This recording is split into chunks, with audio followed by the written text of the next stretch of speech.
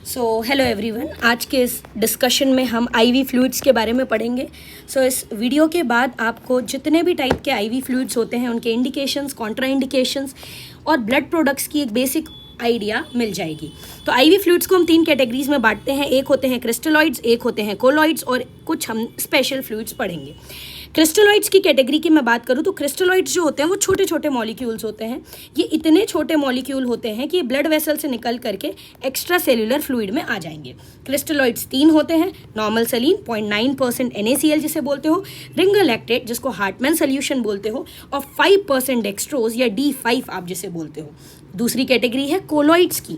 Colloids comparatively बड़े molecules होते हैं। ये बड़े मॉलिक्यूल्स होते हैं और ये इतने बड़े होते हैं कि ब्लड वेसल से निकल नहीं सकते।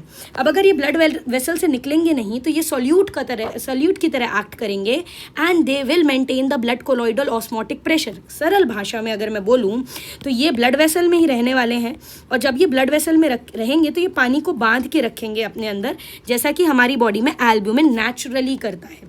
सिंथेटिकली आप लोग डेक्स्ट्रान या जिलेटिन का यूज़ कर सकते हो।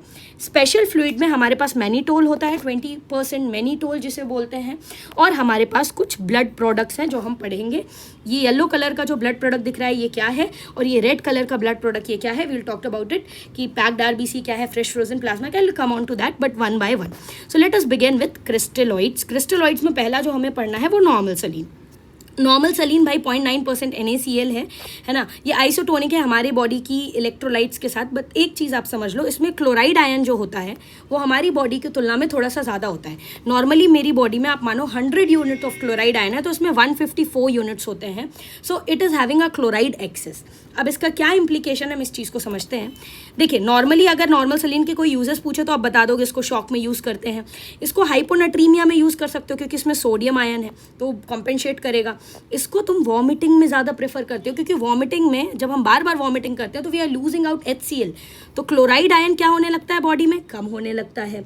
तो अगर मैंने इसको दिया वॉमिटिंग के केस में, मैंने बताया ना बॉडी में नॉर्मली क्लोराइड 100 होता है, तो जब आपने इसमें दिया तो इसमें 154 है तो वो क्लोराइड को कॉम्पेंसेट कर देता है। इसलिए वॉमिटिंग के केस में हम लोग NS को प्रेफर करते हैं।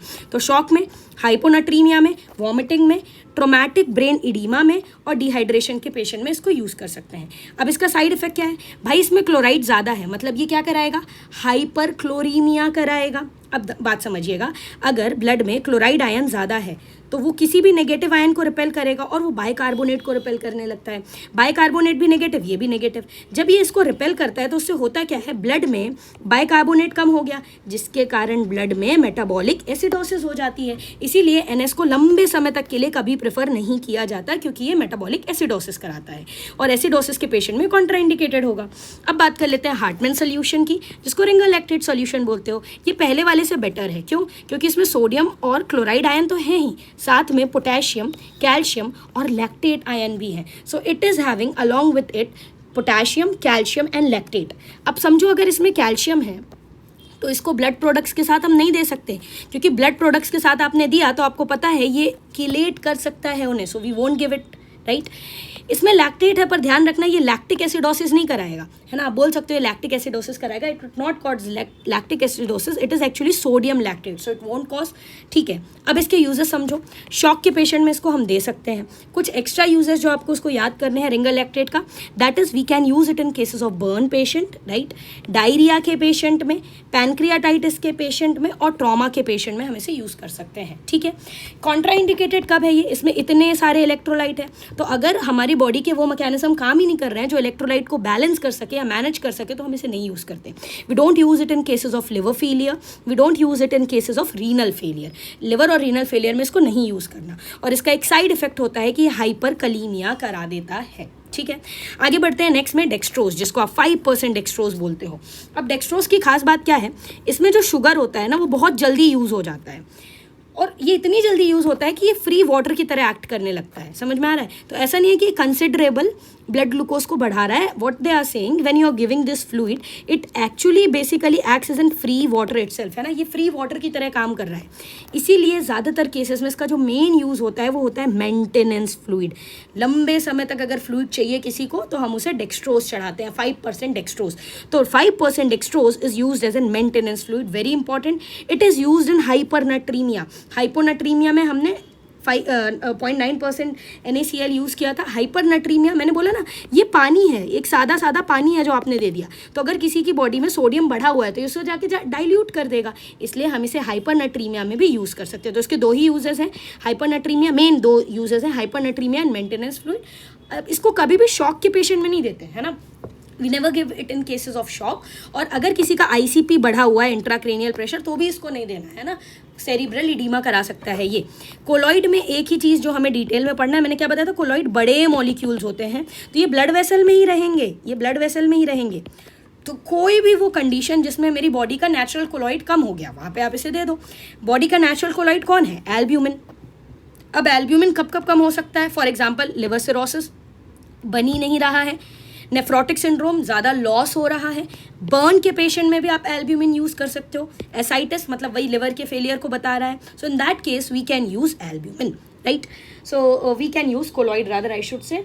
कोई भी ऐसा समझ लो कि अगर BP कम हो रहा है so we can use this, है ना, क्योंकि ये फ्लूइड को बांध के रखेगा ब्लड वेसल में, ठीक है।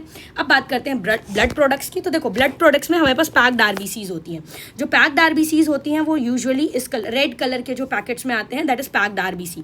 पैक्ड RBC में RBCs ही होती हैं। इसको आप सीवियर अनीमिया और ब्लड लॉसेस में यूज़ कर सकते हो, simple, okay, done, understand. Now we have platelets and fresh frozen plasma. देखिए ये येलो कलर के दिखते हैं, तो येलो कलर का अगर आपको कुछ दिख रहा है तो it can be possibility that ये प्लेटलेट हो सकती है या फ्रेश फ्रोजन प्लाज्मा हो सकता है। तो इनको कब यूज़ करते हैं भाई? प्लेटलेट्स जो हैं उसमें प्लेटलेट्स हैं, तो कभी भी थ्रोम्बोसाइटोपिनिया की अगर कंडीशन हो, है ना, ब्लीडिंग के साथ, जैसे फॉर एग्जांपल डेंगी, तो उस केस में आप इसको यूज़ कर सकते हो। Fresh frozen plasma and cryoprecipitate, very very very important. अगर मैं फ्रेश फ्रोजन प्लाज्मा की बात करूँ तो फ्रेश फ्रोजन प्लाज्मा, F से फ्रेश, F से full pack. Fresh frozen plasma में सारे क्लॉटिंग फैक्टर्स होते हैं, so majority of the clotting factors are present in fresh frozen plasma.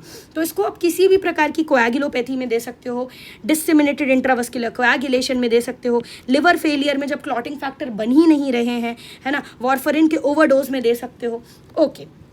Last is cryo precipitate. भाई ये फ्रेश फ्रोजन प्लाज्मा का ही precipitate है, मतलब उसी को आपने कॉन्सेंट्रेट कर दिया है। तो इसमें गिनती की 4 ज़रूरी चीज़ें होती हैं। कौन कौन सी? पहला है फिब्रिनोजेन, वेरी इंपॉर्टेंट। दूसरा क्लॉटिंग फैक्टर नंबर 8, तीसरा क्लॉटिंग फैक्टर नंबर 13, और चौथा है जिसको हम बोल रहे हैं वॉन विलीवर्ड फैक्टर। तो वॉन विलीवर्ड फैक्टर है तो वॉन विलीवर्ड डिसीज में यूज़ कर लो, वेरी सिंपल। क्लॉटिंग फैक्टर 8 है तो हीमोफीलिया A में यूज़ कर सकते हो, B में नहीं, हीमोफीलिया A में आप इसे यूज़ कर रहे हो। सो क्लॉटिंग फैक्टर 8, 13, वॉन विलीवर्ड फैक्टर और फिब्रिनोजेन, ये 4 चीज़ें होती हैं। फिब्रिनोजेन की डेफिशिएंसी होगी तब यूज़ कर लो, है ना। 8 की डेफिशिएंसी है तो हीमोफीलिया A में यूज़ कर लो, और वॉन विलीवर्ड फैक्टर की डेफिशिएंसी है तो इसको आप तब यूज़ कर सकते हो। So that's all for today. This is a complete summary table which you can use. Thank you.